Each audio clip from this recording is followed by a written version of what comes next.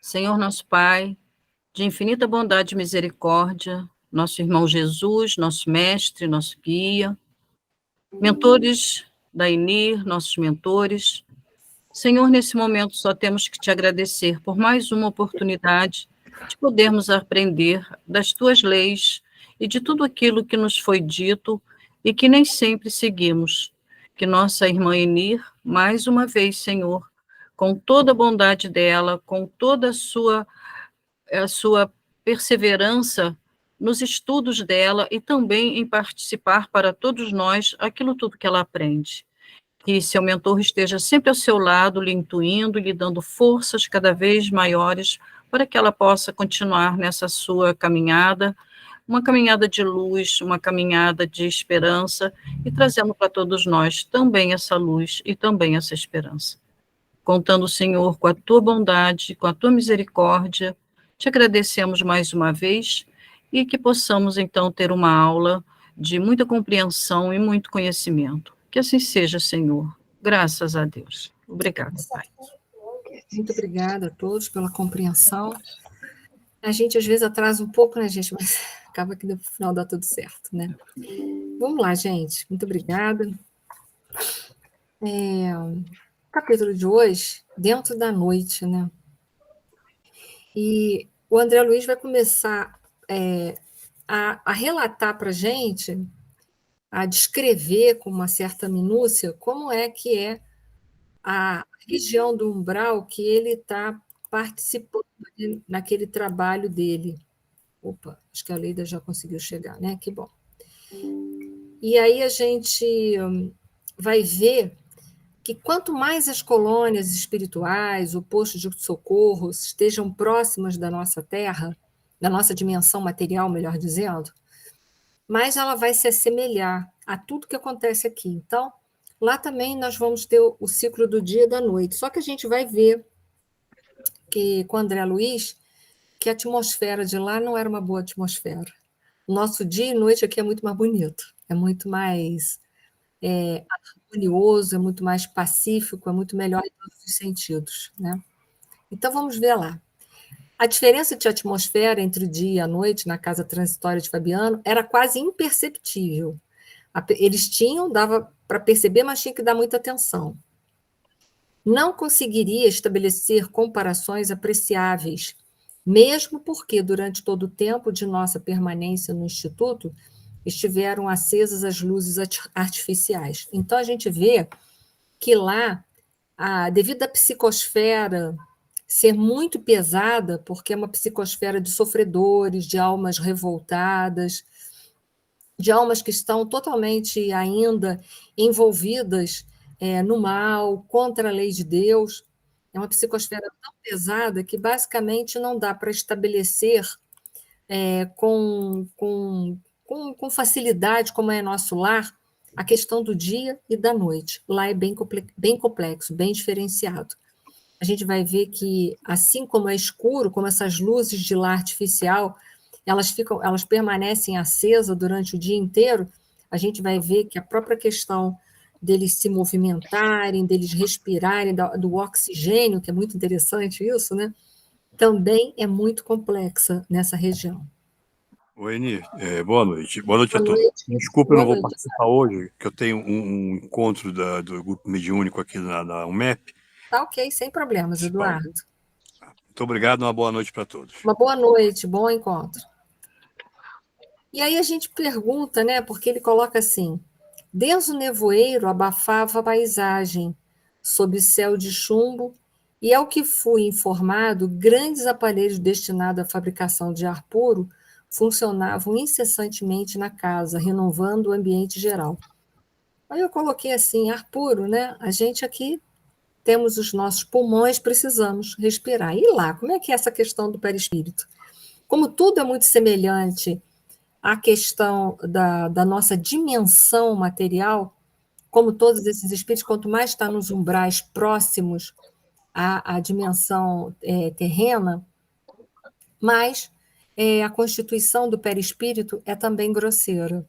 E nós temos que entender que o perispírito é um modelo organizador biológico. Então, se a gente tem pulmões, se a gente tem coração, se a gente tem estômago, é porque o perispírito tem todas essas informações, ele tem tudo isso também para poder montar o corpo físico.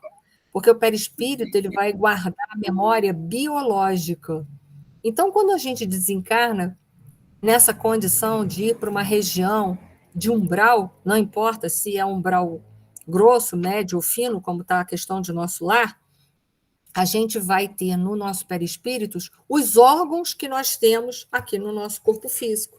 Então, eles lá também vão ter a sua respiração, porque a gente vai ver que eles precisam de ar puro, se eles precisam de ar puro é porque eles precisam respirar.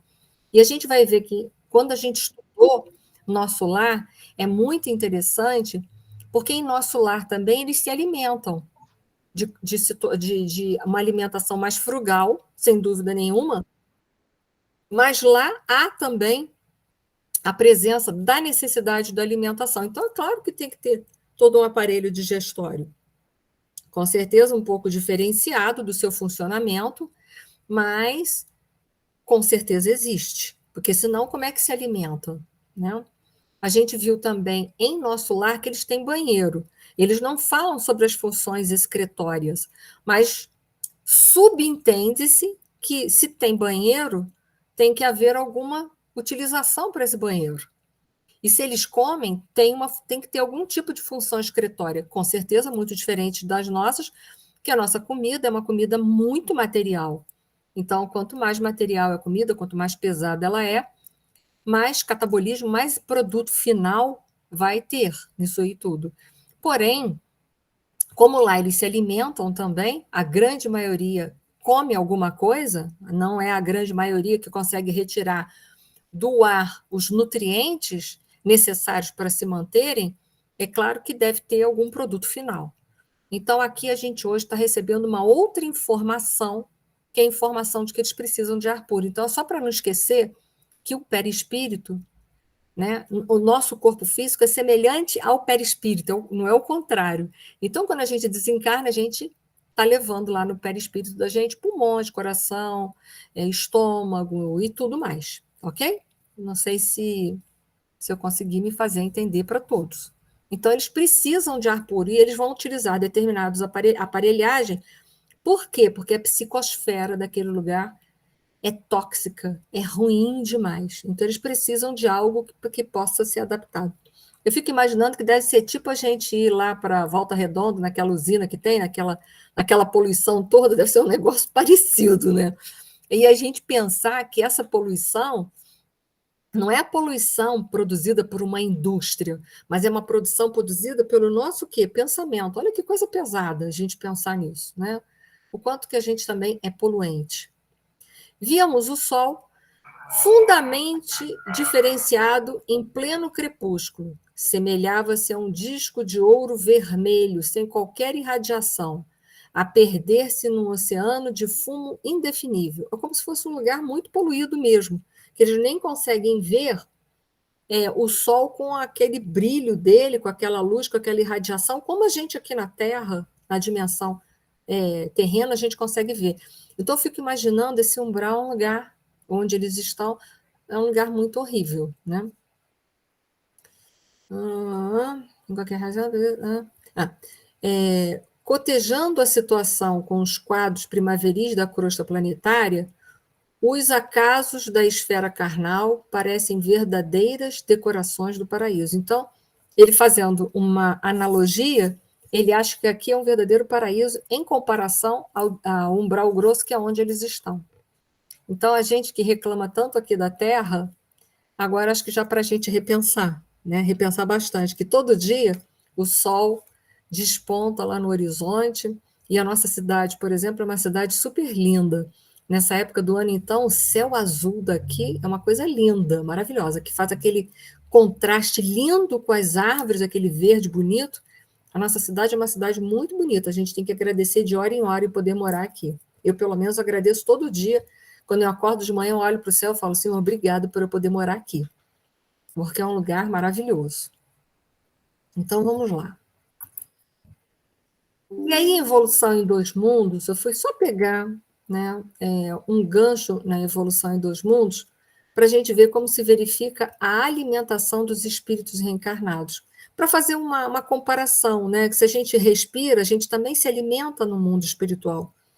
A grande maioria de nós ainda precisa de alguma substância. Quanto menos evoluída a gente é, mais material a gente vai necessitar, mais densa vai ser a nossa alimentação, mais nós vamos sentir falta e necessidade de uma alimentação mais materializada. Mas a gente vê nesse livro Evolução em Dois Mundos, quando o André Luiz ele vai dissecar um pouco mais o assunto, a gente vai ver que também há regiões na espiritualidade, nos umbrais, em que são recebidos caldos reconfortantes, que é o caso de nosso lar, e alguns até conseguem se alimentar pela respiração ou pela absorção da pele. Olha que interessante. Isso eu trouxe a questão da alimentação para a gente entender por que eles precisam de um ar puro lá no local onde eles estão. Porque todo o perispírito deles é semelhante, né, a esse corpo físico. Na realidade, esse corpo físico que a gente tem é uma cópia do perispírito, porque o perispírito é o modelo organizador biológico. Então, quando a gente desencarna, a gente leva um perispírito com pulmão, com todos esses órgãos, com coração, com veias, com estômago, com esôfago, com toda essa aparelhagem. Porque a gente ainda está muito próxima à dimensão material, nós vamos ter todas essas necessidades biológicas também lá. Então, vamos necessitar se alimentar, vamos necessitar respirar. É muito semelhante à vida aqui na nossa dimensão, ok? Mas aí entendamos que, a partir do momento em que a gente vai evoluindo, a gente vai se distanciando dessas questões biológicas. Então, a gente vai tendo outra forma, que eu não consigo imaginar o que é essa outra forma. Né? Como é que eu vou imaginar como é que um espírito puro vive? Eu consigo entender como um espírito inferior a mim, ou do mesmo nível que eu, vive. Inferior a mim, porque um dia eu já fui também. Igual a mim, porque eu estou passando por isso. Agora, um espírito muito elevado, a gente deduz que não tem mais nada disso, porque é a lógica. Agora, como é o mecanismo, não faço a menor ideia. Ok? Esses slides vão ficar para vocês, não se preocupem, tá bom? Depois eu boto lá para vocês poderem baixar. Nós estamos, então, a narrativa do André Luiz corresponde ao que entendemos a umbral grosso. Então, ele coloca-se lá. Permanecíamos em região onde a matéria obedecia a outras leis, interpenetrada de princípios mentais extremamente viciados. Congregavam-se aí longos precipícios infernais e vastíssimas zonas de purgatórios das almas culpadas e arrependidas. Vale ressaltar, como está nesse mesmo livro, Evolução em Dois Mundos, André Luiz faz uma distinção, dizendo que todos nós somos co-criadores, mas nós, na nossa categoria, co-criadores em plano menor. Os espíritos da envergadura de nosso Senhor Jesus Cristo, co-criadores em plano maior. Em plano maior, vai fazer o quê? A Terra, os sistemas, as estrelas, as galáxias. Olha que maravilha, um dia a gente vai fazer tudo isso. Olha que é bom, gente. Eu adoro pensar nisso, acho que deve ser fantástico, né? E só que agora a gente está fazendo construções menores. Quais são as nossas construções? Nós construímos o nosso corpo físico, porque o nosso perispírito também é construído pela gente, e ele é o modelo do nosso corpo. Nós construímos a nossa psicosfera, e infelizmente vou dar uma notícia ruim para vocês. Dependendo do nosso nível evolutivo, a gente ajuda a manter e a construir essas zonas purgatoriais. Porque se a gente ainda possui grandes vícios, a gente está mantendo, através do nosso pensamento vicioso, na contramão das leis de Deus, com tudo isso a gente está ajudando a manter ou a expandir essas zonas. Isso é que é triste a gente saber disso. É lamentável. Então, essas zonas umbralinas, com esses locais de abismos, de trevas, de uma psicosfera sufocante, com pouca oxigenação, uma paisagem escura, cinzenta, pesada, nevoenta, construídos pelos habitantes que lá se encontram, e por aqueles que estão reencarnados, que se afinizam com esses habitantes. Então, eles lá mantêm, produzem, e a gente aqui faz a mesma coisa. Isso é que é ruim saber. Mas, com certeza, a gente já está tentando sair dessa sintonia. Então, eu já acredito que a gente não contribui mais para o umbral grosso nem o médio. A gente pode contribuir para o fino, mas, poxa, o fino já estamos top. Se a gente for pensar, né, a gente já está top. Daqui mais um tempo, a gente evoluindo mais, a gente vai ser capaz de fazer grandes feitos. No momento, a gente não faz grandes feitos, mas a gente já faz alguma coisa, e isso é muito bom da gente saber. Então, essas zonas existem em função da psicosfera, dos pensamentos viciosos e na contramão da lei de Deus. Então, porque andamos dessa maneira, produzimos esses feitos. Essas são as nossas obras. Tá? Então, não são zonas criadas por Deus. Deus permite que essas zonas sejam criadas para albergar espíritos na nossa categoria. Só isso. É a misericórdia de Deus albergando a todos nós em todos os nossos níveis evolutivos. É assim que eu compreendo. Gente, se alguém quiser fazer alguma pergunta, me interrompe. Porque senão eu vou falando igual maritaca. E a gente viu que tem zonas abissais. Vamos lá. Ao soar das 19 horas, orientados pela administradora da casa, preparamos-nos para a pequena jornada ao abismo, quer dizer, eles iam descer mais ainda. E quando eu fico pensando assim, descer mais ainda nos abismos, lugares mais escuros, mais sufocantes, mais tenebrosos, mais sem vida, mas eu penso a que ponto a gente chega. Porque somos nós que criamos isso. Essas zonas são criadas pelas nossas culpas, pelos nossos remorsos. E a gente deve relembrar que, diante de um erro nosso cometido, a gente não deve cair nem na culpa e nem na desculpa. Porque quando eu caio na culpa, eu crio todo um auto-julgamento, uma alta condenação e me encarcero. Quando eu caio na desculpa, eu transfiro, ou eu tento na minha cabeça, porque eu acredito nisso, eu tento transferir os meus erros para os outros, justificando que só fiz ou só errei por causa dos outros.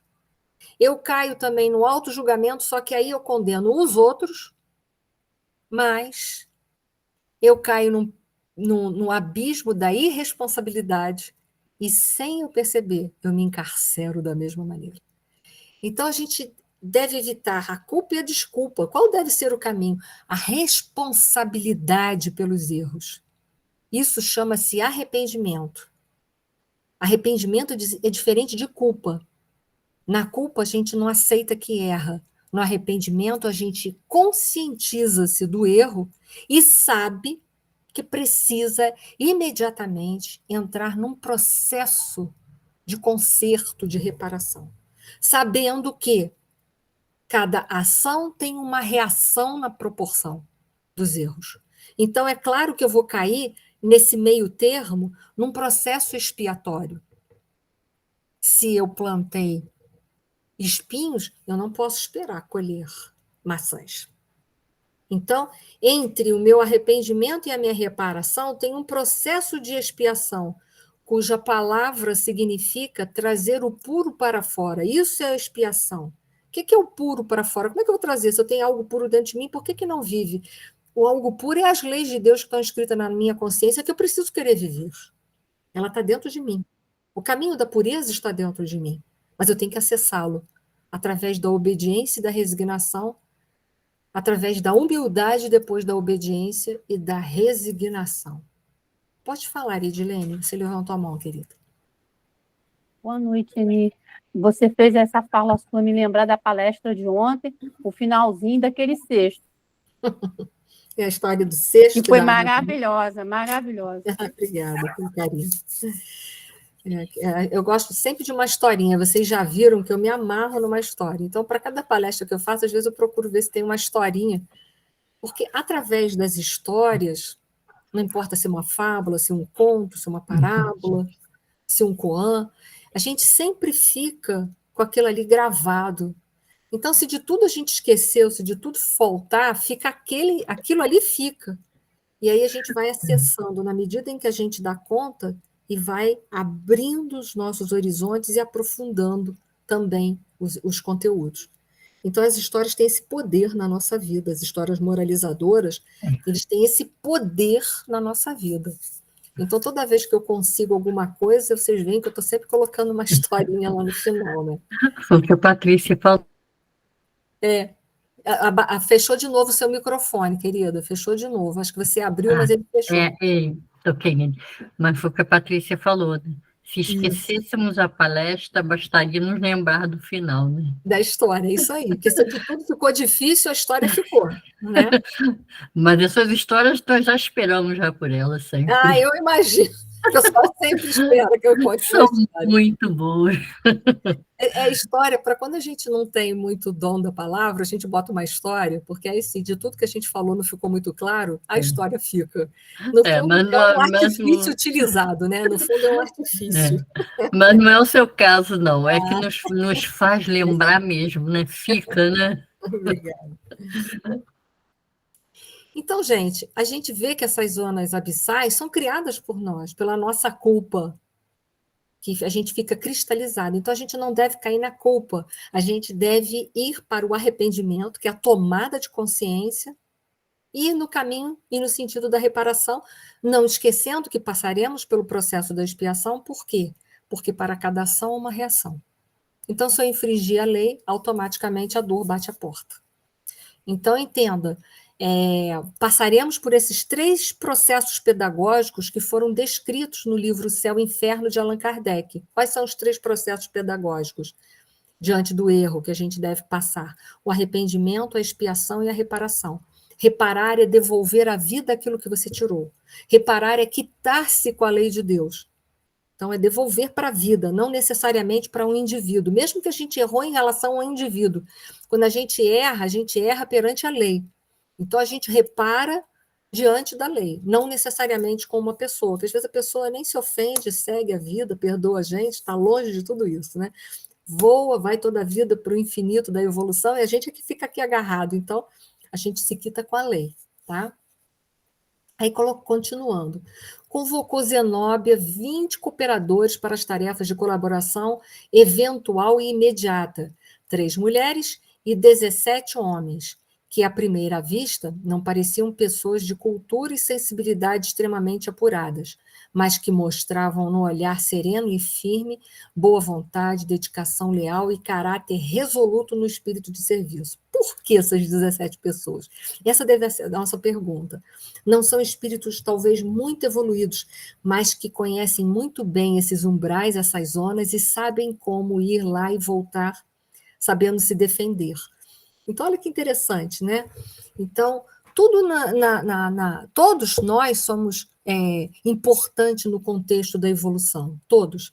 Então, mesmo aqueles que talvez não tragam grandes conhecimentos intelectuais, mas eles trazem toda uma experiência de poderem adentrar nessas zonas e saírem com segurança.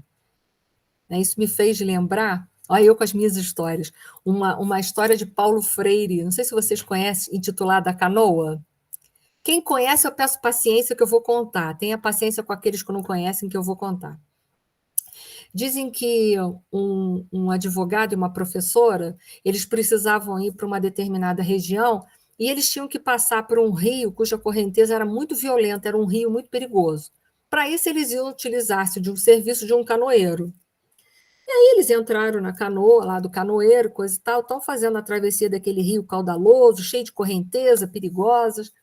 E no meio surge uma conversação muito descaridosa, que foi a seguinte: o advogado vira-se para o canoeiro e pergunta... Não, a professora vira-se para o canoeiro e pergunta assim para o canoeiro: meu filho, você sabe ler?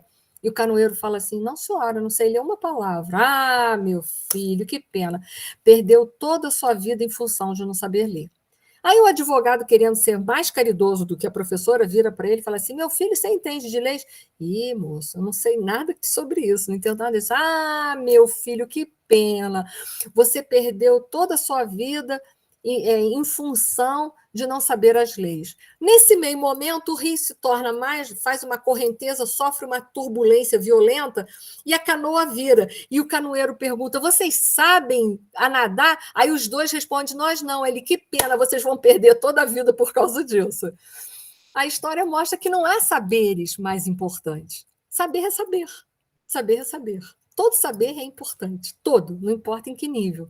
E eu quero crer que esses 17 homens, apesar de pouca cultura e pouca sensibilidade, são aqueles que sabem ir nesses lugares e voltarem de uma forma ilesa, segura, e têm uma postura firme diante do panorama que a gente vai ver a narrativa.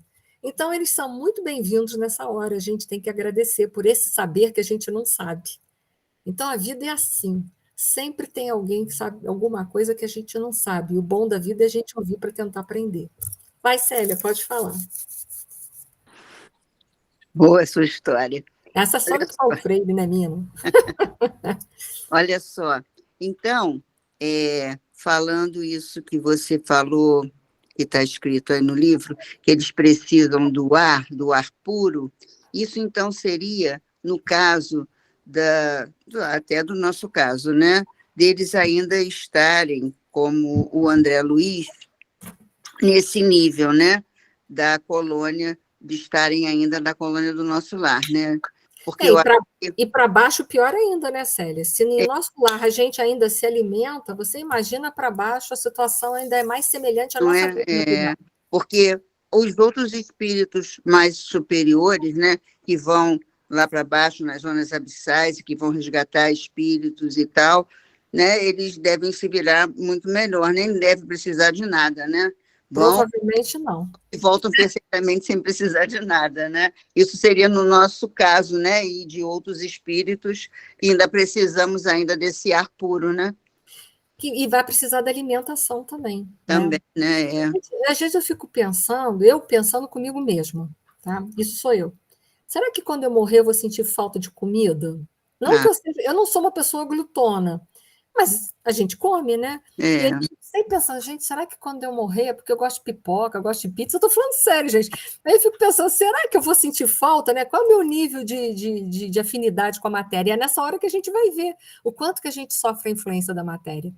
Eu não tenho essa resposta, né? Eu vou ter quando eu desencarnar. Mas eu sempre fico pensando, ai meu Deus, tomara que eu não esteja muito presa às coisas aqui da Terra. Que eu consiga me alimentar daquilo que me for servido para onde eu for, sem causar embaraços e problemas. Mas a gente sabe que a gente pode ser um probleminha, né? A gente não pode descartar essa possibilidade. Eu espero que eu não sinta falta nem da pipoca nem da pizza, estou sendo muito sincera, mas assim, é uma coisa que eu penso. E que a gente deveria pensar, será que quando a gente desencarnar a gente vai sentir falta disso, da comida? Né? Eu vou me adaptar bem? Vou me adaptar bem com relação à saudade das pessoas? Porque é uma forma de apego. A comida, as pessoas, aos ambientes que a gente frequentava, a casa espírita, a nossa casa, a nossa vida de relação. Será que eu vou saber me adaptar dali para frente? Porque é uma adaptação. É como aquele que sai de uma cidade e vai para outra, ele sofre adaptação. Se ele sai de um lugar, vai para um outro estado, outra adaptação. Se ele sai do país dele, vai para outro país, nossa, é outra adaptação. Né? A Jane está colocando assim, dos doces, dos bolos, do chocolate, pois é, cada um de nós com seus apegos. E aí fico eu pensando se eu vou dar conta nisso. Eu penso mesmo, de verdade, se eu vou dar conta, ou se eu vou ficar agarrada em alguma coisa aí. Mas, enfim, na hora a gente vê, né? Já tendo essa consciência, eu acho que já é meio caminho andado, eu acho, né? Facilita, né? E pensar que eu posso vir a ter. Então, se eu tiver, eu vou pensar assim, nossa, já estou agarrada, vou ver se eu desagarro, né? Mas é isso aí mesmo, Célia, a gente ainda precisa, né? Não vou dizer que todo mundo aqui precisa, eu vou falar do meu caso, eu com certeza vou precisar ainda, né? Mas dias virão que a gente não vai precisar de nada disso. Mas até lá é chão, né? É chão. É chão. A gente tem que praticar o desapego, né? Praticar o desapego. E olha, praticar desapego parece fácil, mas é muito difícil, viu? É muito difícil. Eu gosto de gente. Pois é, mas lá a gente vai ter, né? Vai ter, né? Acho que gente o menor possível o problema. Eu acho que o problema é ficar pegado em outras coisas. Lá a gente vai ter pessoas para conversar, né? Eu gosto muito das pessoas. Às vezes eu brinco que eu gosto daquela pessoa, alguém mexe aqui comigo. Isso eu não gosto de quem? Eu falo, mas eu gosto, Gosta de eu gente, né? gosto, Gosta de estar com gente, né? gosto das pessoas. Isso eu vou ter muitos problemas. Ah, às Tem que vezes não, praticar o porque desapego. lá tem muita gente, né? O problema é se você vai se adaptar com os supostos desconhecidos, né? É Porque verdade. também muita gente amiga nossa já partiu para a espiritualidade. Quem sabe a gente não encontra, Sim, né? é verdade. Também tem isso, né? Eu acho que isso aí Também. eu acho que esse teu problema é o menor, tá? Eu acho que eu tô com mais problema do que Mas, você, da pipoca, da pizza. eu acho que não sei, é claro que eu também gosto dessas coisas, né? Mas quando eu fico pensando, eu falei, meu Deus, deixa as pessoas que eu gosto, É uma né? forma também, né? Da gente ter Também, dificuldade. É de uma muito dificuldade. apego, né? Eu sou muito Saudade demais, né? apegada. Aí a gente tem que se desfazer, porque sabe que Tem, é é, temporário, mas é necessário o é. afastamento, né? É Trabalhar temporário. isso, né? Isso aí. Ô, Eni, Oi. se por um acaso, assim, se a pessoa tiver um merecimento, estando lá na espiritualidade, e sentir muita falta de uma determinada coisa, tipo uma comida, ela é muito necessitada, não, eles não plasmam esse alimento? Você vai ver, eu vou voltar aqui os slides um bocadinho, você vai ver aqui, ó. Eu vou até ler esse aqui, ó. Na maioria das vezes, os desencarnados em crise dessa ordem de apego, né, são conduzidos pelos agentes da bondade divina aos centros de reeducação no plano espiritual, onde encontram alimentação semelhante à da Terra, porém fluídica. Então, eles vão tentar ajudar a gente para fazer essa adaptação, entendeu? Aham, Eles vão levar para. Sabendo que nós estamos com uma dificuldade muito significativa, eles vão ajudar a gente a se adaptar. Então, eles vão uhum, levar para outros locais, outras regiões. Nós vamos encontrar comidas semelhantes, porém fluídicas, para que a gente sim. possa ir se desapegando paulatinamente, tá? Então, eu acho que tu pode ficar tranquila que a pizza você vai Pois conseguir. é, eu já estou. Já tu não acha que eu pensei nisso? Assim, lá vai que o apego for grande demais, beleza, né? A É Ana colocou verdade. que ela também tem esperança na pipoca, eu também, Ana. Aí a gente come pipoca fluídica, mas come até poder se adaptar, se desvencilhar, né? É verdade. Caldo sabor pipoca.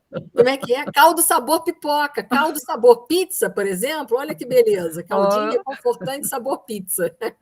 Qual o sabor que você quer? Pizza? Sabor pizza. Hoje, sabor pipoca. A gente valeu, ri, mas Eli. olha, quando a gente estiver lá, o negócio pesa, viu? A gente ri aqui porque a gente está aqui. A Rosane está falando do cafezinho. Eu também gosto muito de café. Eu brinco que eu venho de uma família cafetina, no outro sentido, né? De café, né? Então, mas eu adoro café, apesar de eu não poder tomar muito. Nossa, mas café para mim é uma bebida fantástica. Café é bom com tudo. Vamos lá. Mais tarde, vinha saber que o Instituto asila constantemente variados grupos de entidades, repletas de característicos humanos primitivistas, mas portadoras de virtudes e valores apreciáveis que colaboram na execução das tarefas gerais e se educam ao mesmo tempo, preparando-se para reencarnações e experiências de mais elevada expressão. Então, olha que interessante, nesse local, lá também vai ser albergado entidades nas suas primeiras reencarnações. Então, esses trabalhadores ali são trabalhadores de primeira linha. Olha que coisa interessante, né? Pode falar, Márcia. Esse trecho, quando ele fala preparando-se para reencarnações, eu lembrei do irmão Gotuso. Ah, sim, a gente vai ver mais para frente, né? Mas o irmão Gotuso, ele não está nas primeiras reencarnações. Eu tenho a impressão que essas daqui, Márcia, que eles estão retratando, são aquelas primeiras mesmo, sabe? Que a gente tem na forma humana. A gente ainda está ali naqueles primeiros ensaios, foi o que eu entendi, tá? O irmão Gotuso, ele está apegado à profissão, à família, ao plano material, mas esses daqui me parece um daqueles 17 que vão com eles nas zonas abissais. São espíritos de uma evolução mais inferior, por quê? Porque estão nos teus primórdios, nas suas primeiras reencarnações, tá? A Regina está colocando aqui, talvez seja este o caldo reconfortante. Ué, quem sabe, né? Sabor pizza, pipoca, cafezinho. Vamos lá. Então, lá eles albergam para ajudar eles nas tarefas de se prepararem para reencarnações com experiências mais elevadas. Então, são espíritos de evolução bem pequena, ainda mais primitivas, né? Mas que estão ali recebendo todo o apoio, todo o amparo, todo o auxílio. Para quê? Para se prepararem para reencarnações em zonas, em regiões mais evoluídas até, para eles poderem dar outros passos que são importantes, né? A gente sabe que todo passo que a gente dá na nossa vida, o que a gente deu anteriormente não é jogado fora, ele serve de base para os outros existirem. Quando a gente viveu no reino animal, mais dos instintos, os instintos não se apagam na gente, mas eles servem de base para a construção de outras coisas dentro de nós. Então, a gente não deve maldizer as nossas passagens. A gente deve entender que em cada estágio evolutivo que a gente se encontra, a gente tem uma função e uma finalidade, que é o caso deles. Eles são também, como é que se fala? Faltou a palavra em português. Eles são aproveitados para outras tarefas, como essas que a gente viu, de ir nessas zonas abissais e terem a firmeza para ir e voltar, saber ir e saber voltar, de se protegerem, de protegerem aqueles que estão com eles. Então, entendam, todos nós contribuímos para o engrandecimento das nossas dimensões. Tem uma pergunta do Livro dos Espíritos, que é a 132, que pergunta qual o objetivo da encarnação. Então, a resposta da encarnação, né, de estar encarnado. Passar por provas e expiações e concorrer para a obra universal. Passar por provas e expiações, todos nós passamos. É claro que cada um as suas. Mas ali mostra também que todos nós, não importa o grau evolutivo que a gente esteja, a gente concorre para a obra universal.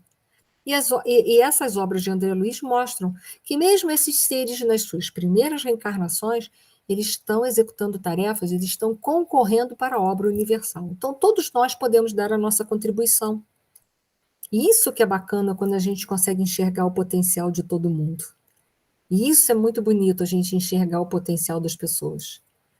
E eles lá têm essa sensibilidade de poder aproveitar todos os talentos, por menor que sejam.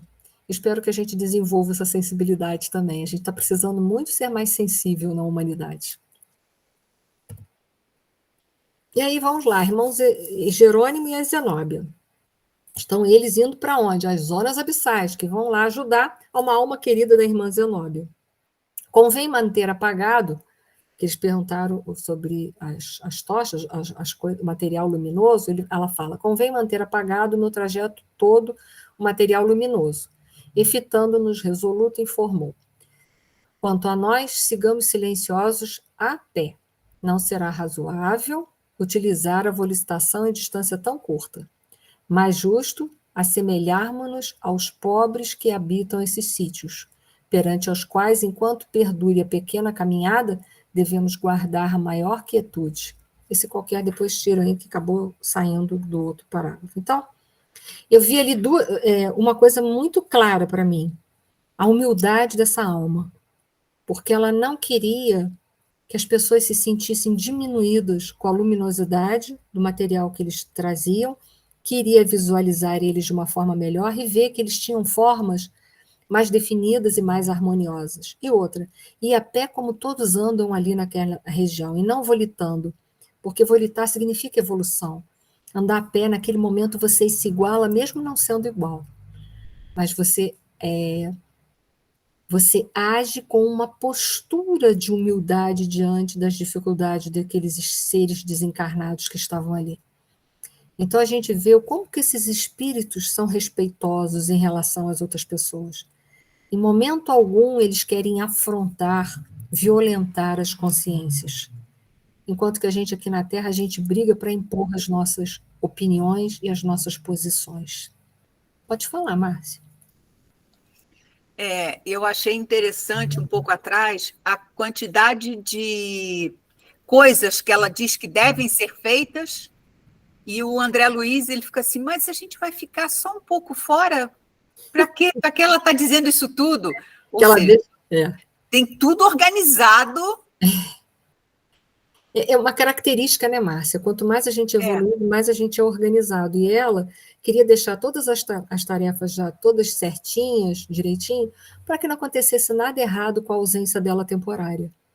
A gente não, a gente deixa tudo para a última hora, já viu? Chega atrasado, faz tudo em cima da hora, é uma complicação danada na nossa vida. A gente não tem um planejamento, não tem uma mente lúcida de responsabilidade. Esses espíritos, eles têm tantas tarefas, mas tantas tarefas, e eles têm tudo organizado dentro deles.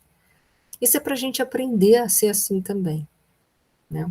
Eu admirei também essa responsabilidade dela, esse cumprimento do dever, a responsabilidade por cumprir com aquilo que está nas mãos dela, a preocupação de fazer o melhor possível sem que ninguém saia prejudicado por causa de uma incompetência dela. Isso é bonito, né? E para mim, eu também estimo muito isso, muito mesmo. Isso é uma coisa que eu admiro. E aí eles vão narrar as reencarnações compulsórias. Vamos lá. Quando não queremos reencarnar, mas mesmo assim voltamos ao mundo de carne, isso ocorre quando a reencarnação é uma imposição, não existe a escolha. E os espíritos podem não querer reencarnar por não desejarem sofrer e passar por situações adversas. Então, quando os espíritos trazem toda essa bagagem, eles têm que voltar e vão reencarnar, querendo ou não. Mas eles não querem reencarnar. Mas eles vão, né? De qualquer maneira, eles não querem reencarnar porque eles vão ter que se quitar daquilo que eles fizeram errado. É por isso que eles não querem. Né? Porque se a gente errou, a gente sabe que tem que voltar para fazer a correção do erro, é muito ruim. A gente gosta muito de errar, só não gosta de consertar. Então, esse tipo de reencarnação, que não há nenhuma vontade do espírito de reencarnar, e é claro que ele não participa desse projeto em momento nenhum, porque ele não quer reencarnar, né? Então ele não vai participar mesmo, porque ele não deseja. Esse tipo de reencarnação é o que nós chamamos de compulsória. As outras reencarnações, que foi aquela outra reencarnação que a gente viu no livro anterior de Sigismundo, foi uma reencarnação que Sigismundo participa do seu planejamento reencarnatório. Esses não, esses reencarnam compulsoriamente, não participam, porque não desejam reencarnar, vão à força. Vai porque tem que ir, já não pode mais ficar a vida inteira errando. Errar tem limite, errar tem limite. E aí, recomendações da irmã Zenóbia. Convém manter apagado no trajeto todo o material luminoso, e fitando-nos resoluto, informou. Quanto a nós... isso aí eu copiei, desculpa, tá? Desculpa. E aí eles estão adentrando nessa zona, e aí eu vou chamar atenção para isso aqui que a gente vai ler, que a gente vai ver que é um fenômeno de zootropia, tá? Nessas regiões onde eles estão indo, que com essa panorâmica toda, que a gente vai ver aves de monstruosas configurações, e etc, etc e tal, isso não são aves mesmo daqui. Isso são deformidades do perispírito. Lembra que uma das propriedades do perispírito é a plasticidade, a capacidade dele ser moldável ao nosso pensamento e à nossa vontade. Então, quando ele fala aí, que é narrado, o André Luiz narra, quando ele está entrando nessas zonas escuras, conflituosas, que essas aves monstruosas que passam, elas não são aves como no nosso plano, mas sim deformidades perispirituais, tá bom? São fenômenos de zootropia. O perispírito toma formas animalescas, pode ser de aves, de lobo, nesse caso é licantropia, né? Pode ser de cobras, pode ser de sapos, de qualquer outros animais, tá bem? É só para chamar a atenção que eu quero que vocês entendam e separem, tá bom? Então, é só para reforçar aquilo que eu falo, eu trouxe em Evolução em Dois Mundos a questão das formas perispirituais, tá? Isso aqui é só para reforçar, não vou ler, tá aí, depois vocês, só para poder reforçar a minha fala, para não ficar uma coisa jogada. Ela disse, mas de onde ela tirou? Eu tirei as propriedades do perispírito, tanto das obras de André Luiz, como do livro dos Almino Zimmermann, mas também essas propriedades morfológicas da aparência do perispírito, depois da morte, as formas que a gente pode tomar, eu trouxe também embasado no livro Evolução em Dois Mundos. Se a gente já se encontra numa posição de evolução moral mais adiantada, a gente pode tomar a forma humana ou da última vida, ou de uma outra vida que foi muito importante para nós, nós podemos tomar esta forma física. Mas, se a gente está jungido pela culpa, afastado das leis de Deus, nós podemos chegar a uma forma perispiritual animalesca, que é o caso da zootropia. Então, isso ali é só para reforçar a minha fala, para não ficar uma coisa solta. Ela disse, mas não disse de onde tirou, tá bom?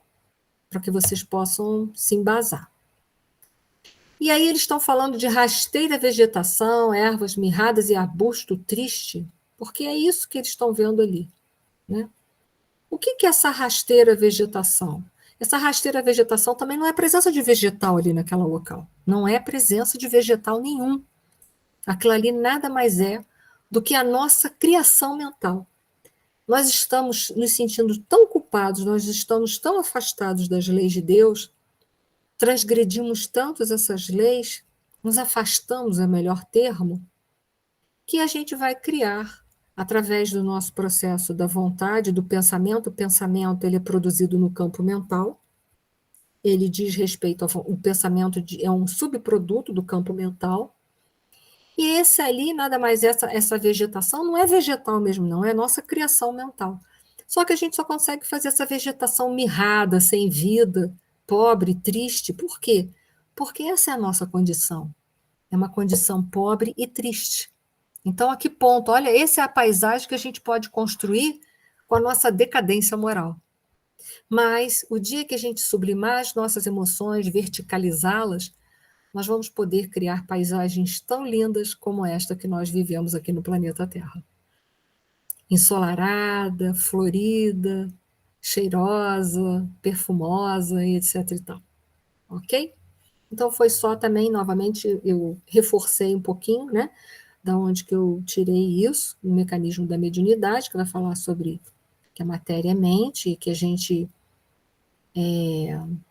através da nossa vontade direcionada, nós produzimos pensamentos, que também é matéria, e nós podemos, com o nosso pensamento, formar verdadeiras psicosferas, ou verdadeiros objetos ou paisagens. Então, é através da mente que a gente manipula o fluido cósmico mental, o fluido cósmico universal. Nós manipulamos ele com o nosso pensamento e a nossa vontade. Essas são as forças, os instrumentos que nós utilizamos para manipular e criar aquilo que está ao nosso redor, que poderá ser uma boa criação ou uma criação deprimente e triste. Ok? E aí, novamente, eles vão estar falando do fenômeno da zootropia. Olha lá. Certamente as entidades em súplica, que eram aquelas entidades que, como o André Luiz fez a pergunta tão alta, que acordou, não, né? Eles se fizeram perceptível, não vou dizer, mas eles se tornaram, de alguma forma, perceptíveis para aqueles espíritos que estavam ali naqueles charcos, naquele lamaçal, totalmente enterrados ali por suas culpas, pelas suas infrações. E aí a irmã Zenóbia vai entrar. Certamente as entidades em súplica permaneciam jungidas ao mesmo lugar, mas figuras animalescas e rastejantes, lembrando sauros, né? Na zoologia, a ordem de répteis a que pertencem os lagartos e os crocodilos. Então, parecia que eles estavam numa zona pantanosa, e era de fato, e parecia que ali dentro daquela zona pantanosa haviam répteis, como se fossem lagartos ou crocodilos que andavam ali. Se a gente vê o tamanho da zootropia, né? E aí, irmã Zenóbia, vendo que a balbúrdia começava a se instalar, ela dá uma ordem que 10 auxiliares, são 17, né? Mas ela aciona 10 auxiliares que utilizam pequenos aparelhos que emitem raios elétricos de choque que promovem explosões e assustam eles e afastam eles, promovendo um afastamento grosseiro. E aí ela vai explicar para o André Luiz que aqueles irmãos, eles não estão ali porque eles foram largados da providência e da misericórdia de Deus, não. Eles estão ali sendo velados, mas é preciso que eles despertem para o mínimo para que possam ser ajudados. Então, eles estão sendo velados pela misericórdia de Deus ali o tempo todo, mas é preciso um mínimo de despertamento para compreensão e poderem ser ajudados. E também é preciso que eles queiram ser ajudados e não dar ordens, né? Que a gente às vezes não quer ser ajudado, a gente quer dar ordens. E aí eles vão resgatar o padre Domênico. E aí vamos lá. Daí minha preocupação justa em prestar-lhes informes devidos. Trata-se de padre Domênico, entidade a quem muito devo. Foi ele clérigo menos feliz, incapaz de manter-se fiel ao Senhor até o fim dos seus dias. Então ele não serviu a Deus, ele serviu a Mamão. Iniciou-se nas lutas humanas, tocado de sublime esperança na primeira mocidade. Entretanto, porque os desígnios do pai eram diversos dos caprichos que alimentavam no coração de um homem apaixonado e voluntarioso, em breve caía em despenhadeiros que lhe valem os amargurosos padecimentos depois do túmulo. Aproveitou-se das casas consagradas até viva para concretizar propósitos menos dignos, compurcando a paz, conspurcando a paz de corações sensíveis e amorosos. Recebeu todas as advertências e avisos salutares, tendentes a modificar-lhe a conduta criminosa e desvairadas. Então, o padre Domênico, apesar de toda a ajuda da espiritualidade, de toda a ajuda que a espiritualidade pôde mobilizar para ajudá-lo, o que ele fez? Ele tampou os seus ouvidos e fechou os seus olhos a todas essas advertências e fez o que quis, se sentiu no direito e na autoridade para fazer. Agora amarga nessas zonas. Amarga padecimentos difíceis de serem vividos, mas necessários para que ele caia na realidade de que nós não podemos desrespeitar o próximo, mas sim que nós devemos amar ao próximo, né? Desencarnado desde muito, voltou da crosta em angustiosa circunstância. Ocasionou desastres morais de reparação muito difícil. E ainda permanece insensível, olha só, ele permanece insensível. O que nos deixa insensível às exortações do amor e da paz? O orgulho e o egoísmo, gente. É isso que nos torna insensível. Conservando em posição psíquica negativa. Precipitou-se em temível aridez do coração, envolvendo-se em forças que o aniquilam e entorpecem cada vez mais. Para que males maiores não lhes ocorram, foi ao meu pedido, autorizada a incluí-lo entre os tutelados externos de nossa instituição.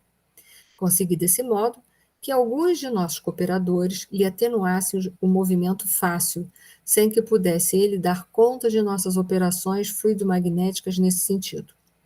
Tem sofrido muito, no entanto, apesar da prostração, ainda não modificou a mente, mantendo-se em pesada treva interior e subtraindo sistematicamente a qualquer esforço de autoexame que lhe facilitaria, sem dúvida alguma, repouso espiritual. Então, é um espírito endurecido, refratário ao bem, ao amor e à mudança. Quanto mais a gente reluta para mudar, mais a gente vai ficar sofrendo. E aí é o caso do padre Domênico. Entretanto, a situação mental em que se demora cria-lhe empecilhos de vulto, dificultando-nos a ação intercessória. Urge, porém, que regresse à reencarnação. Amigos nossos, devotados e solícitos, amparam-me o pedido em benefício dele, e Domênico voltará a unir-se como filho sofredor de uma das suas vítimas de outro tempo, vítima e verdugo, porque num gesto de vingança cruel, o ofendido eliminou o ofensor com a morte. Quer dizer, ele tinha esse poder, né? Para reintegrar-se nas correntes carnais. Preciosas e purificadoras, deve o infortunado adquirir, pelo menos, a virtude da resignação, de modo a não aniquilar o organismo daquela que, desempenhando sublime tarefa de mãe, lhe conferirá carinhosamente a nova personalidade. Por isso que Jesus disse para Pedro: Pedro, embainha tua espada, porque quem com ferro fere será ferido. E ele vai voltar na mesma família para poder fazer as correções necessárias, né? E aí a irmã Zenóbia, ela começa todo um diálogo com ele, mas quando ela começa o diálogo, ela imediatamente ela vai passar o diálogo para o... Esqueci o nome do personagem, vocês sabem que eu sou terrível nisso daí, né? Vocês vão ter que me ajudar. Para o padre Hipólito, porque ela não deseja que ele a identifique.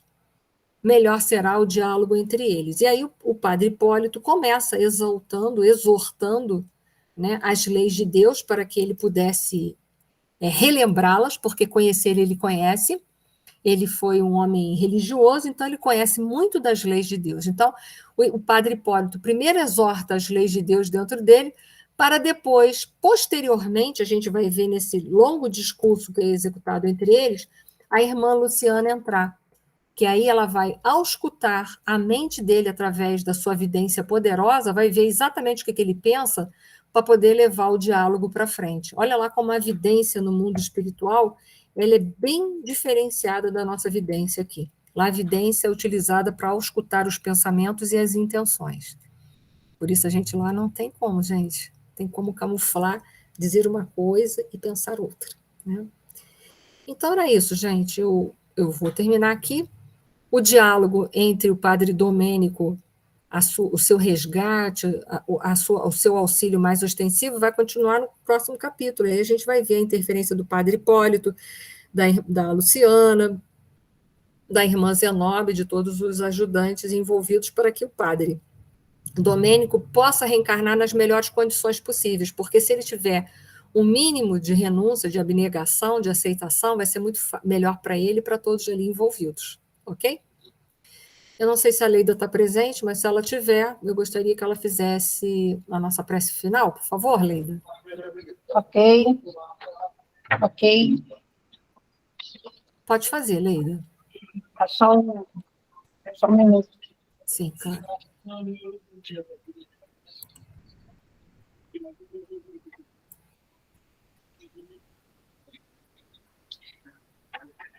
Deus nosso Pai, Pai Jesus, nosso querido mestre, amigo, nossos mentores espirituais, que tanto nos auxiliam na nossa trajetória evolutiva.